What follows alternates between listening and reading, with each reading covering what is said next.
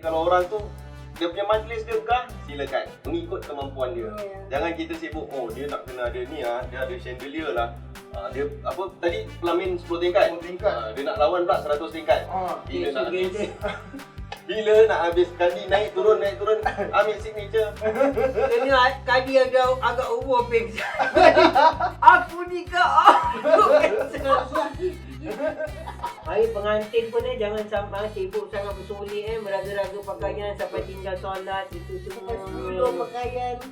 Agak iyalah tak salah lah gasak dia lah dia nak tukar 100 ke 10 tapi semayang tu macam mana kan. Janganlah adik nak berduduk adik atas singgah sana. Tak melayan tetamu mak bapak pula yang datang kita seolah-olah macam raja. Padahal raja yang adil tu kalau kita fikir dia akan melayan rakyat jelata. Jadi kita sebagai pengantin tak salah untuk kita turun bawah berbual dengan orang yang datang ucapkan terima kasih. Bukan untuk kita jadi patung cendana macam gitu berkepit aja gitu.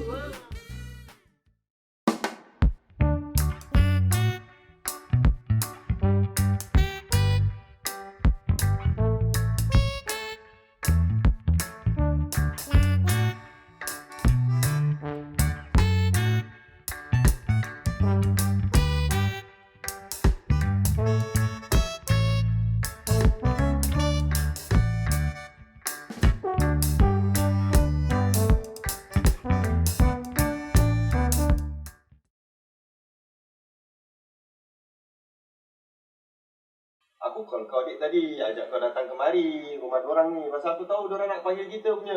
Oh kau punya bluetooth sangat kuat lah dah ajak mereka dia suruh-suruh. Sebelum orang sebut kita sampai dulu. Itulah sebab baik rumah dia ada air ada apa dah kau dah melantak dulu dah. Dia pun dah tahu dia kita nak datang. Tadi majlis perkahwinan tu. Bunyi suami dah bunyi. Selamat datang. Kita nak ajar rumah sini. Kau nak bagi salam tu. Waalaikumsalam. Kan tiba-tiba dalam rumah kita ni, siapa kasih kunci? Tak ada, memang kita buka tadi tak kunci. Dah kata awak suruh kunci rumah. Ayah kunci tadi. Ayah dah baca dah. Apa ayatul kursi sebelum keluar. Dah parah tu. Pasal kami bukan setan. Jadi ayat kursi tak load. Apa? Ustaz? Tadi yang saya kata saya nak panggil dia. Itu dorang dia rasa Ustaz dia rasa ke dia nak panggil? Dah tahu dia dah panggil tadi. Bluetooth punya connection dari korang ni amat kuat dia punya line dia. Oh, Jadi kita betul. baguslah. Oh, datang. Tengok tu Bluetooth dia. Kita tadi pergi macam orang kahwin ni. Berkat dia besar betul dia kasi. Tahu lah, takkan pakai baju Cantik swimming lah pool. berkat. Kalau pergi rumah orang kahwin pakai baju swimming pool. Dengan batik marah macam saya ni. Ustaz batik tu ketat. Saya pun tak ketat Ustaz. Tak apalah, yang penting hati kita ketat. Hati ketat tu mana tu? Maksudnya kuat lah, hati kita kuat. Kental. Tadi dorang pergi majlis kahwin kan? Terus balik ni berkat besar. Besar berkat dia. Boleh terang bangun. Majlis dia pun besar. But tadi I bilang dia punya makanan okey je lah. Macam tak. Jangan gitu. Kita dah pergi majlis orang dah kasih makan dah berkata pula. Tapi banyak. Betul Ustaz. 20 macam lauk. Banyak. 20 tak tahu apa dia bayar macam mana ni. Banyak betul. Sepatutnya dia patut undang kami. Yang tengah lapar. Tu tak apa. Pelamin dia 2 tingkat. Besar. Dia kena naik eskalator. Pengantin lelaki atau pengantin perempuan bawah? Macam mana tu nak Kesian. naik? Pasal social distancing. Pengantin tak bisa naik. Saya kesian tengok juru nikah dia nak kena naik eskalator. Kesiannya. Lepas tu nak naik second level punya pelamin ni kena trace together. Kena lah. Scanning. Kena scanning. Tung. Bas. Oh dahsyat tu gah tu kan. Hmm. Macam mana dek? Apa pendapatnya? Okeylah. Sebenarnya dalam kita mengadakan majlis walimatul urus, hukumnya adalah sunat muakkad. Yang digalakkan. Islam suruh kita buat benda tu. Okey, tak ada masalah. Mari kita boleh lihat sirah kenabian. Sirah Nabi maksud saya. Macam mana Rasulullah buat majlis. Rasulullah ada kahwin dengan beberapa orang wanita ya. Jadi antara majlis Rasulullah cuma masak siapkan beras, nasi untuk tetamu makan.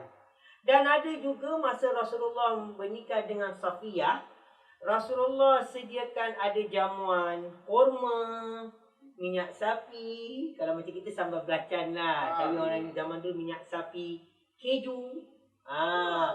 Dan pernah juga Rasulullah bilang, bersabda kepada sahabatnya yang bernama Abdullah bin Auf.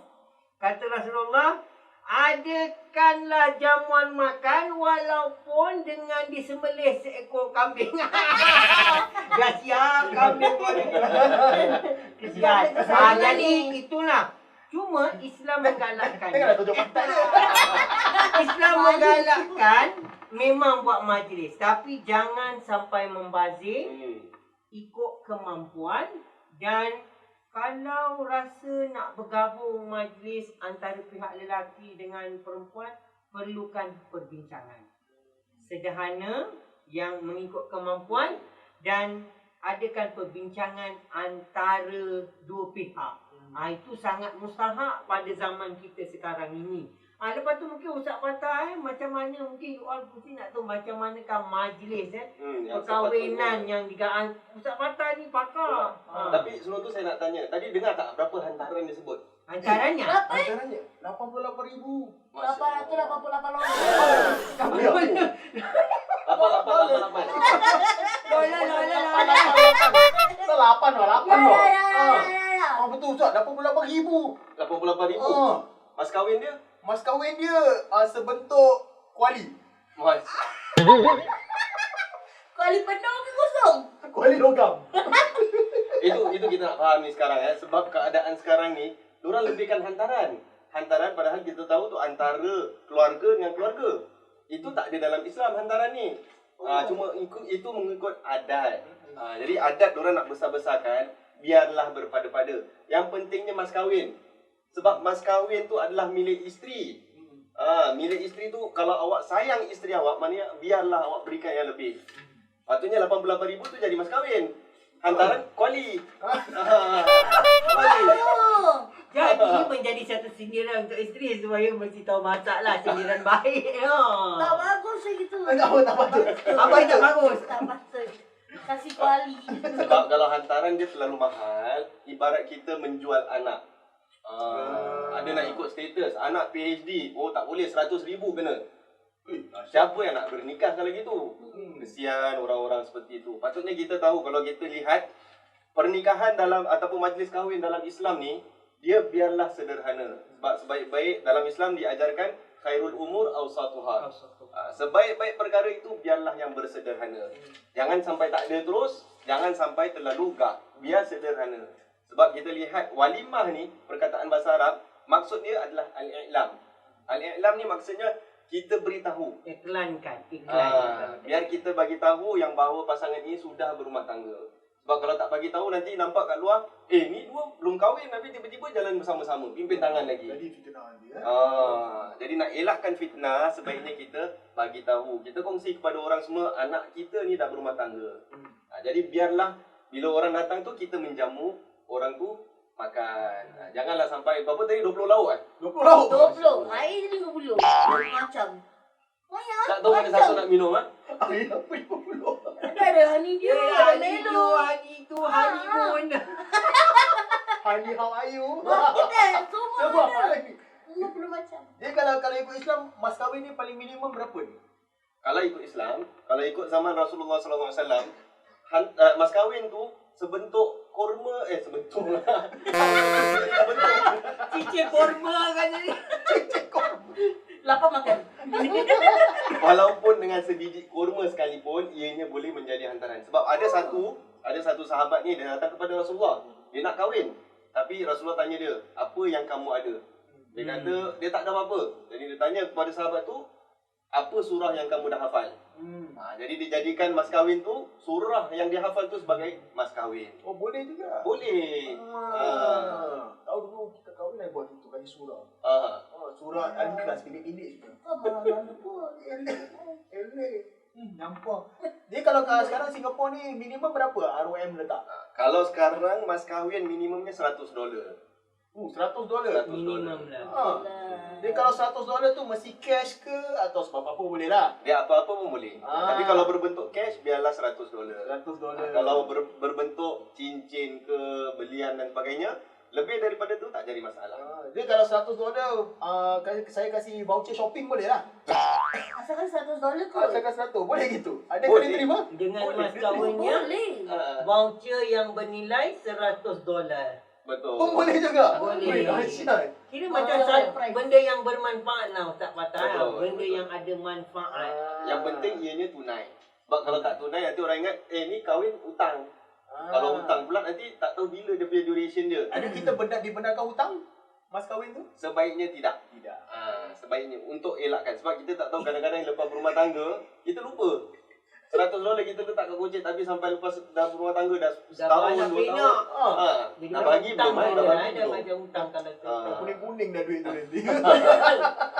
Jadi biar instant orang kata. Nasib baik kasih instant tau. Nanti kalau lupa macam dah kasih, tapi lupa dah bagi belum kan, dia kasih lagi. Bagus tak apa, tu jangan bagus. hilang. Hilang lagi teruk. Macam kawan saya kahwin, dia punya mas kahwin hantaran hilang Ustaz. Siapa yang kapur? Orang saudara-saudara yang ambil sampai hati dia orang ni. Ni cerita betul ni, bukan cerita bidik-bidik. Betul. Betul ni. Tak ada pula ular yang patuk tangan berjuri tu kan. Tak ada. Dahsyat Tak betul. Tanya saudara semua tak mengaku. Ada, saya juga pernah dengar berita yang macam ini. Ada berlaku yang ada duit mas kahwin hilang, cincin, yang ada lagi macam-macam lah. Antara barang hantaran, duit salaman orang, salam kokot orang panggil tu, ada hilang juga. Jadi sebab tu saya cakap, syaitan ni banyak. Tapi Minal jinnati wan nas. Ni kena hati-hati lah. Apa tak kata? tak, yang peliknya, semua barang boleh hilang tapi isteri tak hilang Isteri kalau hilang nak cerita ni. Kalau dia susah nak hilang ni. Ambut. Tadi ni semalam ada punya kawan call, ustaz dia call. Dia nak buat majlis kahwin, mak bapak dia macam-macam. Suruh buat tu, suruh buat ni. Macam majlis tu majlis mak bapak dia pula. Tapi yang kahwin tu anaknya. Tapi yang keluar duit pun anaknya. Tapi mak bapak pula yang nak suruh buat inilah, tak kena buat majlis lah. Dia nak buat Invite ramai-ramai. nak kena invite tu saudara itu, saudara ini. Pelamin 2 tingkat. Pelamin ni nak buat 10 tingkat kat terus mendatang. Itu tak mana-mana pergi tingkat nak benda pakai trace together. Dia dah fed up kat terus terjunnya dia. Dia macam mana ni? Apa nasihat sampai kasih dengan kawan saya ni? Okey, kadang-kadang memang kita lihat ada orang yang membuat majlis perkahwinan ini dengan cara yang gah. Ada yang buat gah kerana dia mampu. Dia mampu, dia memang suka nak bagi orang makan, it's okay.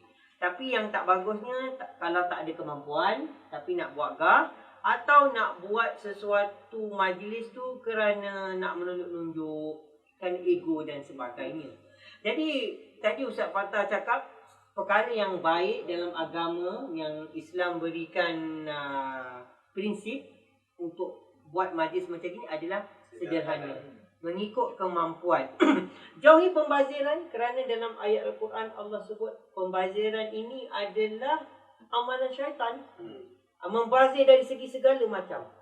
Yang paling penting kita buat majlis mengikut kemampuan dan jangan lupa 2 benda ni. Biasanya orang tertinggal dalam majlis perkahwinan. 2 perkara dalam majlis perkahwinan. Yang pertama, jangan lupa kita dalam majlis akad nikah kita, majlis makan kerana pernikahan itu, undanglah orang-orang yang soleh.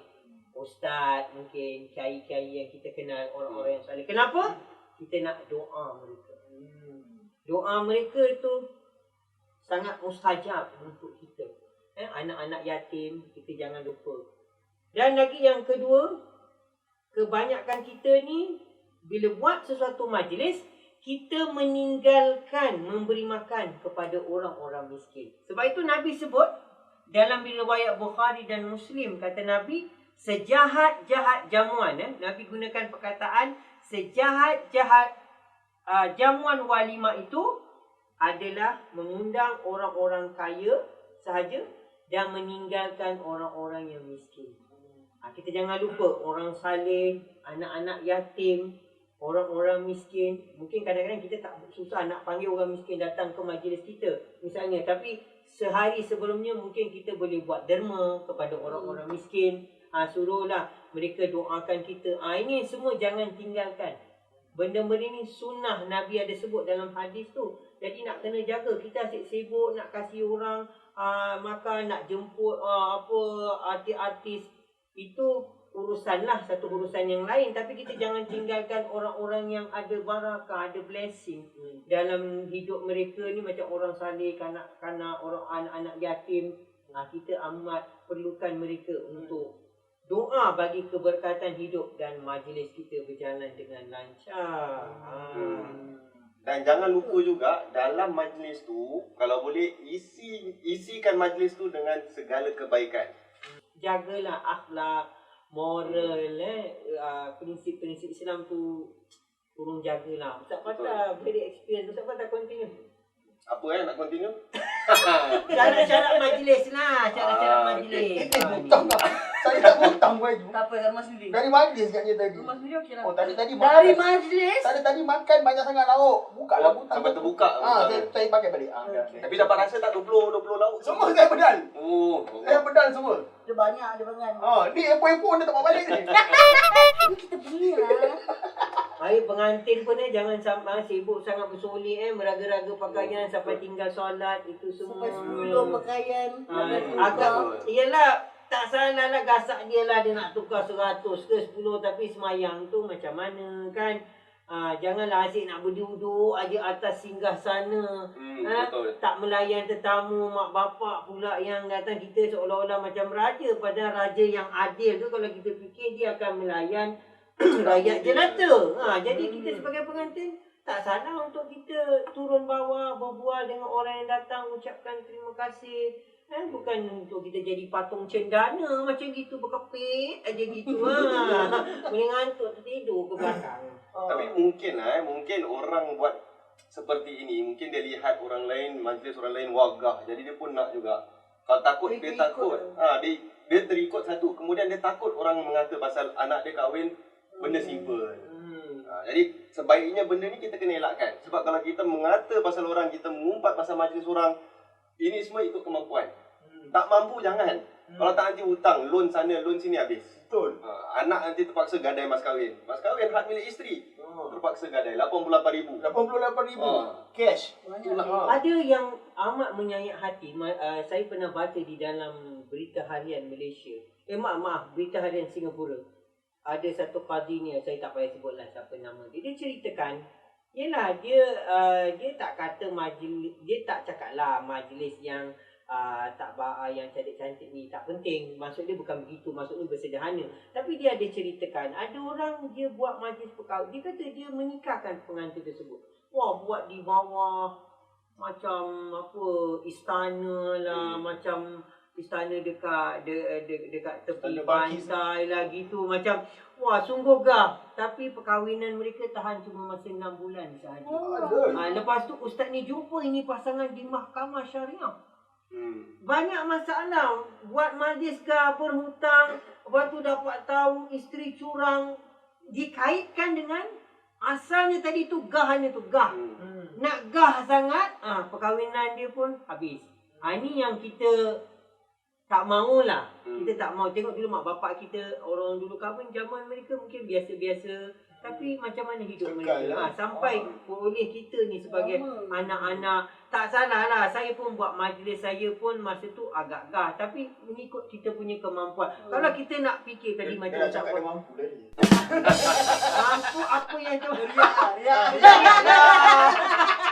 Maksud saya tu buat apa yang kita mampu lah. Dan yang kedua, Kemampuan. abang saya buat lebih besar dari saya kerana dia mampu. Kerana dia mampu. Jadi mestikan saya rasa cemburu? Itu tak mesti. Kerana itu bahagian dia. Pemberian Allah, kelebihan untuk dia. Dia yang paling bagus. Makin ramai kalau kau ada boleh nak kasih orang makan. Kasih orang makan ni sunat. Lebihkan, sempurnakan untuk kasih orang makan tu lebih agak mustahak daripada melebihkan kepada decoration. Saya tak kata decoration tu tak perlu. Saya tak kata 100%. Tapi kita ada otak, kita ada hati. Otak saja ada guna tak cukup. Kena gunakan otak, gunakan hati. Kalau kita memang niat nak kasih orang makan. Tak salah kalau kita nak jemput orang ramai-ramai datang, kita ada siapkan tempat. Kalau bukan musim Covid macam sekarang ni, kita siapkan makan orang, itu semua sunnah, Rasulullah suka. Kalau memang kita mampu, apalah salahnya. Betul. Ha, Betul. itu jatuh sunnah beri orang makan. Orang suka. Sebab kita nak kena lihat kita jangan terlalu fokus dekat satu hari. Padahal kita ada lagi sepanjang hayat bersama isteri. Itu yang kita kena utamakan. Tanggungjawab, responsibility, duty itu semua. Itu yang kita kena utamakan. Jangan kita utamakan sibuk. Ada pasangan yang saya nikahkan, sampai nak bernikah ni dia tanya, makanan dah siap. Ni mana kereta pengantin semua? Tak penting lah. Saya cakap, anda tak payah sibuk, awak duduk sini diam-diam sebelah saya. Kalau tak nanti tak fokus. Betul. Susah. Kita sebut salah nama nanti. Bikin saya Bahaya batuk tu. Ustaz Fatah. Tapi betul lah, macam Ustaz Fatah berpengalaman lihat benda-benda macam gitu. Mungkin Ustaz Fatah ada dengan kes daripada mahkamah syariah. Banyak sebenarnya dalam negeri kita, mungkin isu-isu di luar negara kita, especially di negara-negara yang inilah, yang ada penduduk Islam, memang ada isu-isu yang macam gini. Sampai kadang-kadang kita buat majlis pernikahan kita terlalu mengikut kepada adat sangat, sehingga kadang-kadang very sorry lah, ada adat yang tidak bersesuaian dengan kita sebagai orang Islam dan adab-adab sebagai orang ketimuran. Jadi agama dan adat saling berkaitan. Jadi kena jaga ni semualah.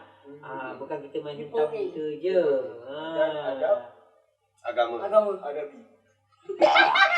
Sedap nonton ada. Makan rempah.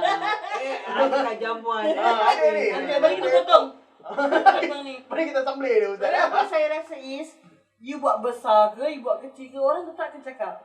Betul. Ya. Kalau you buat besar, orang cakap besar sangat lah, 2 tingkat, 10 tingkat. Kecil, alah duduk macam itu je, setakat tak ada, setakat pepuk dia kasi. You botak. Cuba botak. Betul, tapi kita nak kena ingat pasal dalam Al-Quran Allah ada sebut la yaghtab ba'dukum ba'dha. Bermaksud jangan kamu mengumpat, jangan kamu mengata tentang hal orang lain. Dikaitkan selepas itu ayuhibbu ahadukum ayyakula lahma akhihi. Yang bermaksud nak ke kamu makan daging, isi daging sahabat kamu ataupun saudara kamu yang sudah menjadi bangkai. Ibaratnya seperti itu. Jadi memang bila kita tunjukkan perkara itu ataupun benda tu depan orang mesti tak nak. Orang mesti benci benda tu. Jadi kalau kita tak nak benda tu, maka kita jangan mengata tentang orang. Jadi kalau orang tu dia punya majlis dia gah, silakan mengikut kemampuan dia. Jangan kita sibuk, dia nak kena ada ni dia ada chandelier lah. Dia apa tadi pelamin 10 tingkat. 10 tingkat. Dia nak lawan pula 100 tingkat. Bila nak habis? Bila nak habis kadi naik turun ambil signature. Kena kadi agak umur pengsan. Aku nikah. Kerana tercungang-cungang tak ada skeleton. Naik tangga. Naik tangga. Tapi itulah kita kadang-kadang orang ni suka mengata Datang tu kawan saya cakap kalau pergi majlis tu kita pergi dengan sifat bisu dan buta. Kita buta kita jangan compare. Kata kita bisu kita jangan mengata. Betul. Jadi kita pergi pasal atas dasar dia jemput kita lah. Bukan pergi nak mengata. Pekak jugalah. Bukan nanti orang karaoke Memang pekak. Kita dah pekak sekali lah. Kiranya kadang-kadang ni lah manusia lah, dah namanya manusia kan, macam Ustaz Fatah cakap tadi. Dia manusia ni dia suka komen lah. Dia suka komen kan. Kadang-kadang dia asyik nak komen yang baik-baik, kadang dia asyik nak komen yang buruk-buruk. Jadi memang betul lah, butakanlah mata pekakkanlah telinga. Dan maksudnya kita jangan komen tentang apa kemampuan orang tu buat majlis lah. Yang pentingnya bila kita datang tu ke majlis orang, kita doakan. Ustaz Fatah macam mana? Barakallah. Ustaz Fatah. Barakalaikuma wa jama'a bainakuma bil khair. Apa meaning dia Ustaz Fatah? Masuk. Lagu tak hafal. Tak nak masuk dia punya meaning. Berkatilah ke atas mereka berdua sentiasa dan satukanlah mereka berdua di dalam kebaikan. Itu yang penting. Kena doakan. Kalau tak tahu cakap Arab, cakaplah Melayu. Ya, doa penting Ustaz. Kalau translate bahasa orang putih, Boleh kak? Bless. bless Bless you. for both of you. I bless you in the name of the Lord. What? Betul Ya. Yelah, yang penting jangan tersalah pula grammar English lain. Kalau grammar Arab boleh berubah makna, grammar English pun berubah makna pun boleh berubah. Jadi kalau tak apa doa tu doa saja yang baik-baik lah, nak diucapkan di hadapan pengantin pun boleh, nak tanpa dia mengetahui pun boleh. Apalah salahnya bila kita doakan orang. Ini orang banyak suka komen, suka buat dosa. Kita komen orang yang bukan-bukan, dosa kita dapat. Tapi kalau kita doakan kebaikan orang, malaikat akan aminkan doa kita dan memberi doa juga. Malaikat tu akan doakan yang sama untuk kita. Contohnya kita pergi jumpa pengantin, kita doa dalam hati, semoga Allah beri kau kebaikan, keberkahan, rumah tangga yang berkat. Malaikat ada malaikat yang ditugaskan ni memang dia nak mencari-cari doa orang yang nak berdoakan untuk orang lain. Dia macam ada bluetooth, dia tahu kau nak berdoa, dia dah datang. Malaikat datang, malaikat dengar kau doa, ya Allah berilah kebaikan kepada pengantin ni, jauhkan mereka dari balak-balak, anak cucu mereka semua bertakwa kepada Allah. Malaikat dengar. Allah lagi Maha mendengar. Bila malaikat dengar, malaikat kata, aku aminkan doa engkau itu. Malaikat dah sebut amin, kemudian malaikat jawab, ya Allah berilah apa benda yang sama yang dia doakan untuk orang tu. Kita doakan kebaikan orang itu, keberkahan orang itu. Mereka kata untuk kau berkat yang sama, kebaikan yang sama. Sebab itu sekarang kita pilih. Cuma ada dua jalan dia. Nak mengumpat orang, nak mengatur orang, nak mengutuk atau nak mendoakan orang. Tapi kebanyakan manusia ni dia ikut nafsu. Dia ingat dia pandai kaki komen di media sosial dan segala macam. Tapi doa tak ada. Tak nak doakan orang. Tak patutlah pada saya Ustaz Fatah. Betul. Cacat tu Kalau gitu namanya. saya doa semoga ustaz dapat PlayStation. Malaikat aminkan. Saya pun dapat PlayStation. Ustaz banyak duit. Sebab itu dalam doa. Tadi Ustaz Fatah masa kita bersembang-sembang ni, Ustaz Fatah dia cakap adab-adab kan.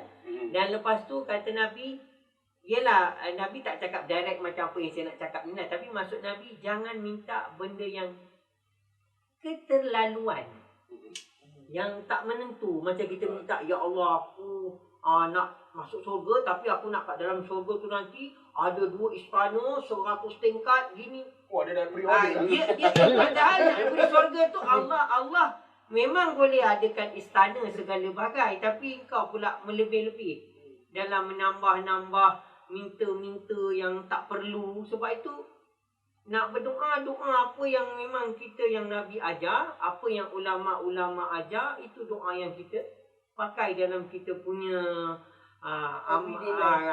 kita punya kehidupan sehari-hari kita. Itu penting. Jadi doa PlayStation saya tak perlu, ya Allah saya tak mau.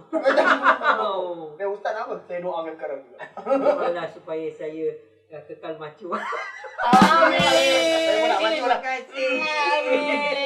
Tak boleh kekal lah. Tak ada siapa yang kekal. Betul-betul kekal. Tapi Ustaz Fatah ni sejak Covid ni, Ustaz Fatah pergi nikah ke orang, majlis makin simple lah. Alhamdulillah. Nampak semua teratur. Kira ada berkat dia lah Covid ni Kau tak dulu. Dalam, yelah macam cakap apa, dalam musibah ada rahmah. rahmah. Jangan, kadang-kadang kita terlalu pandang sesuatu yang berlaku tu macam musibah, macam satu benda yang celaka pada kita. Sometimes dia bukan nampak macam celaka, nampak macam dugaan. Kadang dia bukan satu benda yang celaka, dia bukan dugaan, tapi dia banyak limpahan kebaikan.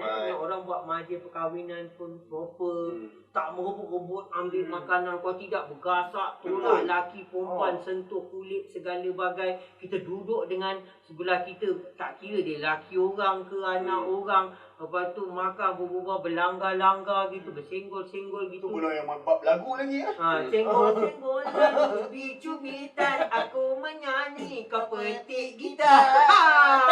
Kalau sesuai dengan dia punya tempat, Ustaz Fatah. Okey, kalau kita laki-laki sama laki-laki terlanggar, tak ada. tak ada masalah. Kita duduk maru depan kita, orang yang berpakaian seksi. Jadi bila pusing-pusing COVID ni, agak benda tu agak merundum. Benda-benda terjaga. Betul, baguslah dia. Banyak ni kita boleh bilang ke kawan-kawan. Ini lagi yang apa orang yang suka masuk campur. Yang kemampuan, kemampuan. Betul, kemampuan. Ni dah berbual ni, tadi nasi biryani buat bungkus mana? Ada nak makan sama. Kita makan sekali ah. Boleh juga. Makan sekali ah. Nasi biryani boleh kan? Boleh. Epok-epok kita potong empat. Ya Allah, Kita punya. sama ini ah. Kita potong sambal. Kita buat nasi mandi. Otak mata pakar nasi mandi untuk mana? Saya pakar mandi je.